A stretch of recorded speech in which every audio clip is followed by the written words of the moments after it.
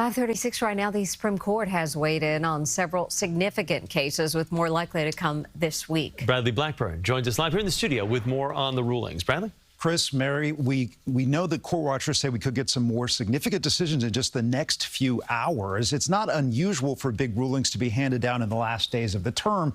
And yesterday, several of the court's opinions involved President Trump.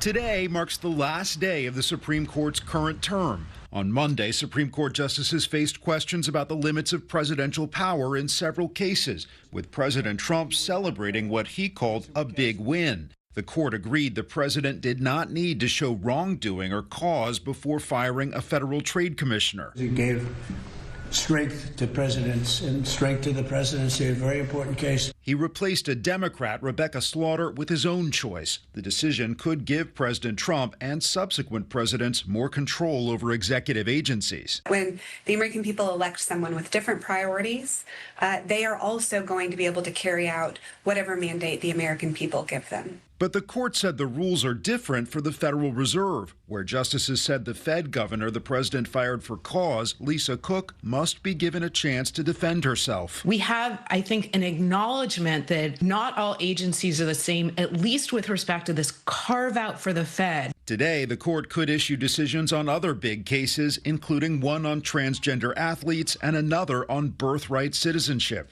No other nation does that birthright citizenship. No, not even close. Some did it, they ended it. It's tremendously destructive. It's extremely costly. Birthright citizenship first became a U.S. law in 1868. And in another defeat for President Trump, the justices let stand a $5 million verdict from a jury here in New York that he sexually abused and defamed writer E. Jean Carroll. The court also weighed in on mail-in ballots, deciding that states can count them if they arrive late, as long as they're postmarked by Election Day. Mary. Bradley Blackburn. Bradley, thank you.